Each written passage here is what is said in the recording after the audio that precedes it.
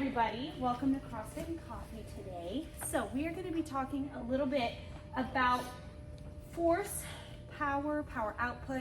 It's going to be a little bit more mathy than normal, but the goal is to get you guys to understand why loading intensity, aka speed, and range of motion are really important in what we do.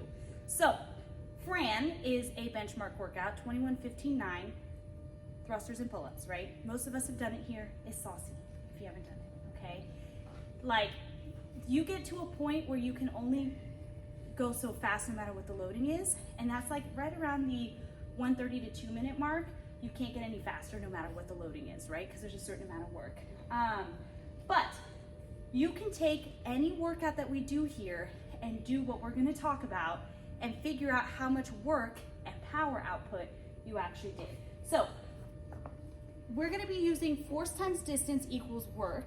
And when we do these calculations, there's three different components that we factor in. So like your body weight, the distance that it takes to travel, let's say to do a pull-up, right? Your body traveling in space for a pull-up, and that'll give you your work.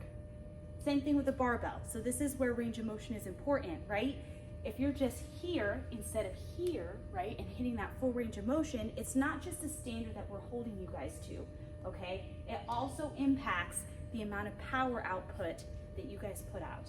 So when we are getting on your case about not maybe hitting full extension and just being here, or not getting below parallel, it's not just because we're trying to meet a CrossFit standard. The other thing to keep in mind is when we do ask you guys to hit those standards, it's not just a pure numbers game. It's also, we want to try to get as much motion in those joints as possible, which is going to give you longevity in those joints, strengthen those tendons and ligaments and muscles in a way that you are shortchanging when you don't hit full range of motion. Okay, so I want to kind of clarify that. It's not just to produce more power and force, but it's also because there's an importance in challenging those ranges of motion. Typically injuries do occur, well not typically, but often they do occur because we go outside of our normal range of motion that we train. There is such a thing called pails and rails. That might be a chit chat for a different time, but like expanding that range of motion, so passive end range motion and active end range of motion. One of my coaches back in Tucson, I spoke to them last month about maybe doing a virtual seminar for you guys. That's what he specializes in. So if you guys are interested in that, let me know. But he would be zooming in and it's 3 hours behind over there. So I have to find a good time. He's a dad, so it makes it a little hard. Anyways, so we're gonna be talking about Fran. So 21-15-9, there's a really cool CrossFit Journal article, which if you don't read the journal, they don't publish it as much anymore, but all this stuff is free. If you are ever like, hey coach, I have a question about XYZ, like they have most likely an article on it. So what we're gonna talk about is this, right? So we're gonna calculate work and power of Fran as prescribed, so 95 pounds, all right? The person that we're using in reference to is Greg Admonson, which he's not really in the CrossFit space anymore, but he was a pretty strong dude. So that's his body weight, right? The distance in which it takes for him to complete a pull-up rep. So you multiply that, and that gives you your foot-pounds per pull-up, right? Same thing with his body weight and the thruster distance, which is gonna be measured from the hip crease. So from the hip crease from here, the barbell from the front rack all the way up, right? So 26 inches is how far that barbell traveled. That's the thruster, LOL. And then the barbell weight and distance, right? So I'm sorry, this is a squat. So this is from the hip to the full extension. This is the traveling of the barbell, right? How far the barbell traveled. So the work, right, divided by his time, which was 168 seconds, or about 2 minutes and 47 seconds. This is his average power, and this is how much work that he completed at prescribed Fran. They then tested the same thing at what we call fat Fran, so 115, a little bit heavier, right? So you'll notice that there's an increase in the amount of work that he did, right? But his power output was significantly less than if he would have done it as prescribed. So it goes from 315 foot-pounds per second down to 253 foot-pounds per second because it took him significantly longer. So if he's in the 340s, about 4-minute range for the workout, right? Now we're gonna look at if he did it at 75 pounds. So a little bit lighter than what's typically prescribed. And so we see here that he does the least amount of work, right? But the most power output. And that's an important relationship to understand. When it comes to scaling our workouts, what we're looking for depends on the day. Sometimes we really want that high power output and maybe not necessarily faster or high work output and not necessarily a faster power or higher power output. Does that make sense? So on our heavy days like what we did on Thursday, our objective was to try to move as much load as possible. Sometimes the workout is supposed to be designed to be light and be very much focused on how much power output you can put out. So for example, Monday the barbell should have been really light and you guys should have worked through that quickly. And it changes the stimulus. That's why stimulus is so important and our pre-workout briefs are so important, is because that's our opportunity as coaches to give you insight as to which direction you want to go. Okay? Now, kind of to summarize that article, and there's one more article I gotta find that I want to talk about too. Range of motion and loading matters. So when you guys cut down the range of motion or you don't use appropriate loading, you're eliminating your likelihood of creating the most effective workout for you for that day. When you increase the workout load, specifically in Fran, to a load that gets you to a 4-minute Fran, which is still competitive, right? You are reducing your power output by 20%. That's huge, okay? And I think with benchmarks, people are like, well, I want to do it RX. That's great, but you're missing that component of like that power output. So when we say, okay, you need to be sub XYZ, it's because you're gonna miss out 20% of the workout. Does that make sense? So just because you go heavier doesn't necessarily mean that you're doing what we need you to do. Yesterday was another great workout to kind of consider. Those kettlebell swings. If you went too heavy on the kettlebell swings, you would have reduced your power output probably close to 20% because it would have taken you much longer to complete the workout. So, things to consider when you guys are scaling your workouts. The other one I wanted to talk about today is this one right here. What's the benefit of the power output versus just going heavier sometimes? Because you miss out on intensity. Yes, so that's a great question. And it just depends on the workout. One of the absolute worst workouts I think we've ever done here is called A&D. And it's an empty bar for RX. You remember this one, right? I won't do it again. Yeah, me neither. If CAP programs it, like, I'm not even gonna be mad. But it's 100 reps of 4 different movements with an empty bar as prescribed. It took people out for an entire week. Wow. Yes, I'm not even kidding, like myself included, it probably took me 3 days to recover with an empty barbell. Yeah, so like it depends on what the goal of the workout is. And that's the cool part about CrossFit. We follow CrossFit affiliate programming, so they take into consideration what the week looks like and try to train all the domains. So like Wednesday we had a really heavy day, right?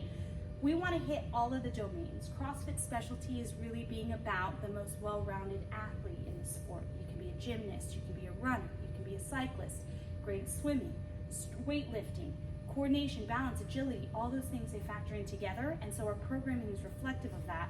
And in order for that to work well, understanding the stimulus, which is a responsibility of a coach to inform you of, is the goal, all right? And like, especially for my newer athletes, like for you guys, the first month is figuring out what that even looks like, right? So like, everything's new.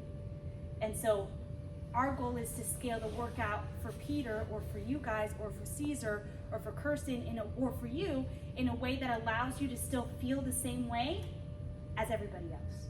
So if you're finishing super, super fast before the whole group, something's wrong, right? Or if you're finishing last or time capping, something's wrong. Or if you're up walking around having a casual conversation and the rest of the group is over there crying on the floor, like something, we didn't do the right thing, right? Everybody should feel the same, and that's what's important about understanding this principle. And sometimes when you go too heavy, you miss out on that. Or sometimes when you go too light, you miss out on that too. It just depends on the objective of the workout. So 1 second, let me see if I can find this one. And you know what sucks is I have a huge notebook my friend has it right now that has like all the notes from the CrossFit Level 3 study guide that really talks about like why, it breaks down basically like 115 different articles like this. I've typed up about a third of them, and I may make that public to like my Patreon ones. But the other one I wanted to talk about today is this one, because I didn't know if I'd have enough time. So let me pull this up. It's called Dissecting the Fish, and this is a really cool one. So, again, on the programming end. Oh, I need to cast this tab, because we have 12 minutes, so I'm gonna get into it. Any questions about the first article? Okay, so, dissecting the fish, that's the fish, okay? So, there is a certain amount of genetic performance potential that everybody walks into the gym with, all right? Sometimes there are people who are straight up freaks who show up and can do everything, right? There's a rate of adaptation, so how quickly you start adapting. And then your performance improvement, and then at some point you need complexity in your training to continue to adapt, okay? So this is gonna be talking about plateauing and people who are struggling to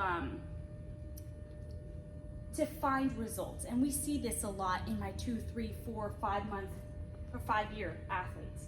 So when you first start training, we call it newbie gains. You're PRing all the time. You're like, hell yeah, last month I only hit 10 pounds, this month I hit 100. It's because you're learning, right? And you're starting to adapt, and this is really high as a novice trainer. As you continue in months down the line, right? Weekly planning, looking ahead of this at the schedule and seeing what you guys do. So I know you guys are pretty good about taking a look at Sugar Watt and seeing where you need to work on it. Once we start moving forward, it's looking at the bigger picture, right? We're limited because we use CAP, but CAP does release a video that says what we're doing that month. So if you guys want access to that, I'm more than happy to provide that to you guys, but you guys can see kind of what the big focus for the month is, and that's why I love CAP. Elite is when we start talking about year plans. Okay, so that's when you start adding like additional programming, things like that, barbell club, competitors club, because there's more to it than just showing up and working out, right? If you guys have ever seen me training, it's usually about 2 hours of training, 5 days a week, with extra stuff involved, including swimming, running, rucking with a backpack. Once you get to that level, there needs to be an increase in complexity, but this cannot come before we start seeing, this cannot come right away, okay? And that's where I think a lot of people kind of get ahead of themselves when it comes to that.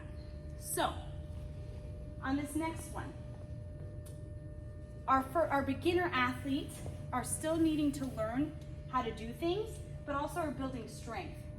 Where we start running into problems later on is my intermediate-ish / RX-ish athletes, mobility. That becomes a problem, right? So our limiting factor becomes less about being able to move the weight and more about getting into those positions, right? And so we offer a yoga class in the mornings. We don't have it this week, obviously, because I'm here, and next week she's out of town. But the following week she'll be here at 8:30. It's free.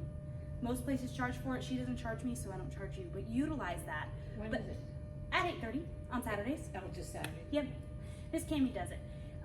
There's also apps that you can download. We do mobilization in our classes. Most CrossFit programs do not, okay? So in CAP, you may notice that they may have like a post-workout thingamajig like yesterday. We cut that out so that you guys can get that extra mobilization. So as a whole, as a group, you guys are getting more of that than your typical athlete who attends daily class, but you will need to do extra. You'll notice that these guys over here, my more RX, are athletes, they're coming early and mobilizing almost every day, right? And you will continue to need to push that. Then, once you guys start kind of getting to the peak of your need for complexity, we need to have endurance training. So can you do a workout, rest and recover, and come back again? Or can you do a workout with intensity and speed unbroken? Do you know where your thresholds are? Okay, you have a workout like Mondays that had a 2,000 meter row. Do you know what your 2,000 meter row for time is? That stuff's important, because then you can dictate how you want to split up that row. So if you have a benchmark for your 2,000 meter row, and you know that it's a buy-in and a buy-out, like on Monday's workout, and your PR time is 8 minutes, you're not gonna wanna row a 2-minute split time. Does that make sense? Because that's just gonna jack you up, but you need to learn what that feels like. And I think like once you guys start getting competitive, if you're plateauing, those are conversations that we need to have too. All right, there's one more chart. Yes. So the need for complexity is just adding More stuff. more stuff. So, and you see how it's relative, right? So like the need for complexity is pretty low initially until that rate of adaptation drops, right? So when you're no longer PRing is kind of when we need to start talking about the need for complexity training. But that happens after mobility, which is important because for most of us, it's a mobility issue or like a technique issue that's keeping us from kind of taking that next step, right? Does that answer your question? Yeah, that makes sense. So let's see if I can make this really big. I'm trying. I was like, I'm gonna move the TV. You guys can't see it, I don't think. Okay, this is where I wanna be. So I'm starting yoga tomorrow now. Yeah. Well, I started doing pliability. Romwad, I feel like is too long of poses. Like you're hanging out there forever, and that kind of sucks. Pliability is a good combination. GoWad, I probably would say is my favorite. You do an assessment, which I like, and then from there they give you a specific protocol, and you can put in what your workout is. That's probably my favorite. Pliability is good for like if you just want to do like yoga and mobility, but if you want to like really see measurable performance gains, GoWad is my favorite. So fitness it correlates, right? As you go with time, right, your fitness is going to go. But you also need to still work on all of these things, right? Endurance, mobility, and strength as you continue along this continuum. All right, got 6 more minutes. Let's see how far I can get. So let me read this last little bit, all right? And it's cool because like if you've never read the CrossFit Level 1 guide, and that might be like our next one, just talking about what is fitness. Do you guys know what that is? How do you define fitness? That might be our next one. So we're gonna kind of break down this last thing. Putting it all together. Teach everyone or learn yourself how to do every barbell exercise correctly. Making sure that you keep it at a light weight. At first, that rate of adaptation is gonna take some time and you'll develop strength, but until you have those movement patterns down properly to where you can start expressing strength and power, you need to be working light, all right? Trust the program. It's legit. Like, I've been doing this now for 10 years, and in my 30s, this is the fittest I've ever been, okay? So it's important that you guys trust the program, follow the program. You may not wanna do squat cleans that day, but if you show up, you practice with an empty bar, you work on your technique and your speed, over time, that adaptation's gonna get better, right? Number 3 is think about what you learn from what you do and from the CrossFit education system and apply it with perspective and with patient progressive effort. You are not gonna close that gap overnight. One of the biggest mistakes that I see in my athletes is they try to do too much too soon. Morning, guys. They try to do too much too soon, and then they end up either A, overtraining, B, getting injured, or C, plateauing because they have not done, where's it at? They have not focused on these 3 areas. They're trying to get here without working on this or this, right? And until you guys get to that point, and again, that ties in with our talk about Fran this morning, until you understand why we're doing what we're doing, where you need to improve your fitness, and then using that to create a plan, not just on a daily basis, but on a weekly and monthly basis, you're gonna start plateauing or getting injured or feeling burnt out. The other thing too is you need something to work towards. So we were talking about this morning, where grit kind of gives you guys an opportunity to challenge yourselves in a way that's different than class, right? Winning the day is nice in class, right? Or finishing the workout is nice, but if you don't have something to work towards goals-wise, you're gonna just end up spinning your wheels just training. For what, right? So, hopefully this kind of gives you a little bit more insight. Is there any questions that you guys have? Did this help? Yes, it did. I think Okay. it did a lot. Okay. When I did start like 6 years ago, I can see myself like stuck in one of those charts right there. Yeah. So it makes a lot of sense. Yeah. I wasn't sure if I would get to this part today, so I'm glad that I did. And like, this is what our CrossFit and Coffee is about. It's gonna be a little bit less about talking the specific, like, okay guys, today's workout's gonna be this, we're gonna learn the power clean. It's gonna be more about like how I can help you guys maximize your time here so that you're training with purpose and intent and getting what you want out of your training. Are there any suggestions, anything you guys want to learn for our next one next month? I could start reading the journal and what is fitness and the 10, like that shit's cool. Like if you've never heard about like what are we doing here? Like that, what is CrossFit? What is fitness? What components make up fitness? There's 10 general physical skills that make up fitness. There's the pyramid that we've talked about in class. I think that's a good one, but if you guys have other suggestions, I'm happy to hear them. I do. Yes. Diet. Nutrition? Nutrition. That's a good one. I like it. For the workout. Okay, we could do nutrition too. And I could do 2 in a month. Yeah, especially for CrossFit workout. Yeah, like a fitness in 100 words. Yeah. And that's a really good one because in like there's so many different diets. The simplest one is honestly the zone, and that's what CrossFit prescribes, and people struggle with that. I like that. We may do 2 next month. Would that interest you guys if we did 2 of them? Okay, we'll do that for sure. But thank you guys, enjoy your breakfast, and then I'm gonna start with the workout brief in just a few minutes. Thank you guys. Thank you.